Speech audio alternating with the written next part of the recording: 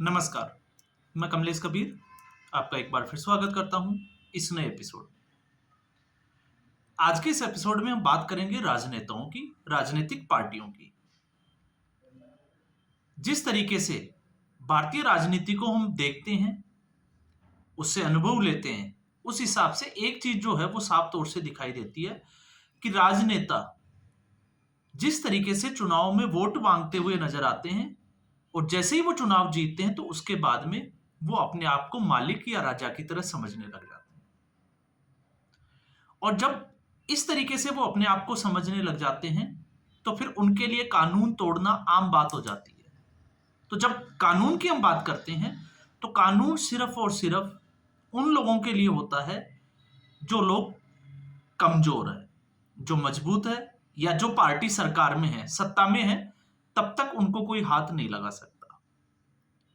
अब आज की दो खबरें जिसके ऊपर हम चर्चा करने वाले हैं, ये दोनों इसी से जुड़ी हुई है। एक भारत देश की सबसे पुरानी पार्टी कांग्रेस पार्टी की, और दूसरी सबसे नई पार्टी आम आदमी पार्टी की।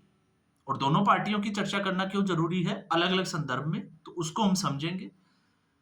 जब 1980s का जो दशक था तो कांग्रेस पार्टी उस वक्त पंजाब में अपने आप को स्थापित करने के लिए पहले भिंडरावाले को, जिसको हम कहें कि आगे बढ़ने का मौका दिया, आगे बढ़ने दिया गया। और फिर एक स्थिति ऐसी पैदा हुई कि दोनों के बीच में टकराव हुआ, और टकराव का नतीजा operation blue star. Blue star में जिस तरीके से गोल्डन टेम्पल के ऊपर जो है वो हमला किया गया, वहां पे सैकड़ों लोगों की जो मौत हुई, और इसमें भारतीय सेना और भिंडरावाले की आर्मी दोनों एक दूसरे के आमने सामने खड़ी। अब ऑपरेशन ब्लू स्टार का ही एक नतीजा था कि सिख समुदाय में कांग्रेस पार्टी की, हम कहें कि केंद्र, उस वक्त की जो केंद्र सरकार थी, इंदिरा गांधी की सरकार, उसके खिलाफ बड़ा रोष व्याप्त था। तो 31 अक्टूबर 1984 को सुबह 9 बजे का वक्त, 9 बजे जब इंदिरा गांधी अपने बंगले से निकलकर ऑफिस की तरफ जा रही थी, प्रधानमंत्री ऑफिस कार्यालय की तरफ, तो पंजाब से दो अंगरक्षक जो उनकी हम कहें कि सुरक्षा में तैनात थे, बेअंत सिंह और सतवंत सिंह। तो पहले बेअंत सिंह ने उनके ऊपर 3 राउंड फायर किया, और उसके बाद में 25 गोलियां ऑटोमेटिक राइफल से सतवंत सिंह ने उनके ऊपर डाली। हॉस्पिटल ले जाया गया और 4 घंटे के बाद में डॉक्टरों ने मृत घोषित कर दिया। अब ये जो था एक्शन का रिएक्शन, या हम कहें कि ऑपरेशन ब्लू स्टार का एक, जिसको हम कहें कि बदला लेने वाली बात जो है वो यहां पर समझ में आती है। तो प्रधानमंत्री की हत्या कर दी जाती है, कांग्रेस पार्टी की सरकार। और कांग्रेस पार्टी 1947 के बाद में ही लगातार सत्ता में रही, बड़ी मजबूत भी रही। अब ऐसी स्थिति में 1 नवंबर 1984 दो लोगों को अपने घर से, और दोनों लोग जो थे वो सरस्वती विहार के रहने वाले, और उनको बाहर निकाला गया, बाप और बेटे को, जिनका नाम था जसवंत सिंह और तरुणदीप सिंह। इन दोनों को बाहर निकाला और इनको मार दिया गया। तो सिख दंगे सबको पता है, और अनुमान लगाया जाता है कि 20 से 25 हजार लोग जो है वो उस वक्त उस दंगे में मारे गए। और वो परिणाम किसका था, नतीजा किसका था? इंदिरा गांधी की हत्या से ये सारा जो है वो दंगा फसाद फैला। और उस दंगा फसाद में उसके बाद में कांग्रेस पार्टी के कई नेताओं का नाम आया, और जब उन नेताओं के नाम आए तो उसमें अगर आप देखोगे तो आप सज्जन सिंह, कमलनाथ, ऐसे बहुत सारे, जगदीश टाइटलर, तो हम लोगों ने बहुत सारे नाम सुने, लेकिन उनके खिलाफ कोई कार्रवाई हुई ऐसा किसी ने सोचा भी नहीं था। तो 1984 से लेके 2014 तक कई बार अपने फैसलों के लिए कांग्रेस पार्टी ने अपनी तरफ से जो है वो जज भी अपॉइंट किए, और कुछ नहीं हुआ। तो आप सोच के देखिए, 14 साल वो हो गए और 16 साल वो, लगभग 30 साल का समय जा चुका था। और फिर 2014 में जब भारतीय जनता पार्टी की सरकार आई, क्योंकि अब कांग्रेस पार्टी कमजोर पड़ चुकी थी, तो उसके बाद में इसके ऊपर फैसला आना शुरू हुआ, जिसमें सज्जन सिंह को दंगे भड़काने के आरोप में पहले ही जो है वो आजीवन कारावास की सजा मिल चुकी है। दूसरे थे जगदीश टाइटलर। कमलनाथ जो है वो अभी आरोपित थे, लेकिन सजा नहीं मिली उनको। तो यहां पर सज्जन सिंह जो 6 साल से ऑलरेडी जेल में बंद है, अब आज उनके ऊपर जो है वो एक और आरोप साबित हुआ है, जसवंत सिंह और उसके बेटे तरुणदीप सिंह की हत्या का मामला।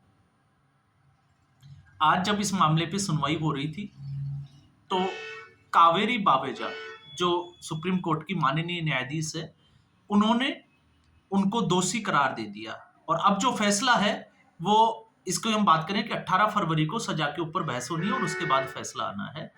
तो ये एक और जो है वो कांग्रेस के दामन पे दाग लग गया, और वो दाग था 1984 के सिख दंगों का, कि जिस तरीके से सिख दंगों में या सिखों की हत्या में कांग्रेस पार्टी का हाथ रहा। और इसको अगर आप देखोगे इसी मुकदमे में, तो इसमें 2000 हम बात करते हैं, इससे पहले की 2021 की दिसंबर 2021 में इनको जो है वो आरोपी करार दिया था, या इसके उनके ऊपर जो है वो चार्ज लगा था। तो यहां से अब स्थिति यह बन जाती है कि पार्टियां जब सत्ता में रहती है तो आखिर कानून इनके ऊपर हाथ क्यों नहीं डाल पाता। कानून इनके साथ जो है वो खेलता रहता है, या कानून के साथ ये खेलते रहते हैं। तो आंख मिचौली का खेल जो है वो चलता रहता है, और इन नेताओं का कुछ नहीं कोई बिगाड़ नहीं पाता, और इसीलिए इनको सह मिलती है। अब हम बात करते हैं दूसरे मामले में, आम आदमी पार्टी। क्योंकि अभी कांग्रेस पार्टी, आम आदमी पार्टी और दिल्ली के विधानसभा चुनाव, इसमें जो है वो सारे मुद्दे चर्चाओं पे थे, और इसमें ये भी एक मुद्दा है। आम आदमी पार्टी के पार्षद ताहिर हुसैन जो ऑलरेडी जेल में है, वो भी दंगों से उनके तार जुड़े हुए हैं। दिल्ली दंगे जब डोनाल्ड ट्रंप का विजिट था और उस वक्त दंगे फैले थे, लगभग 56 लोगों की मौत हो गई थी। और आपको पता होगा एक आईबी ऑफिसर अंकित शर्मा को जो है वो जिस तरीके से चाकू गोदकर नाले में फेंक दिया गया था, उसमें ताहिर हुसैन का, तो वो आम आदमी पार्टी का ही पार्षद था। बाद में उसको आम आदमी पार्टी से निकाल दिया गया। और आप हिमाकत देखिए, कानून के आप जेल में हो लेकिन फिर भी आप चुनाव लड़ सकते हो, और कानून उनको पैरोल भी देता है। लेकिन इसी बीच एक और नई खबर कि अमानतुल्ला खान जो है वो 48 घंटे से फरार है, जो कि आम आदमी पार्टी का एमएलए है, और इस वक्त भी वो जीत के आए हैं ओखला विधानसभा सीट से। तो आप सोच के देखिए कि जब तक आम आदमी पार्टी की सरकार थी तब तक कानून ने अमानतुल्ला खान का क्या बिगाड़ा? कुछ नहीं कर पाया। अमानतुल्ला खान पुलिस वालों को जब चाहे मर्जी किसी को, आपने देखा होगा, धमका दिया। और अभी तो चुनाव प्रचार के दौरान एक वीडियो भी आया था जिसमें उनका बेटा हेलमेट नहीं लगा रखा और वो पुलिस को धमकाते हुए नजर आते हैं। और आप देखिए, उसका बेटा पुलिस को धमका रहा है, और उसके बाद में अमानतुल्ला खान के पास जब मीडिया पहुंचता है तो अमानतुल्ला खान मीडिया को भी धमकाता है।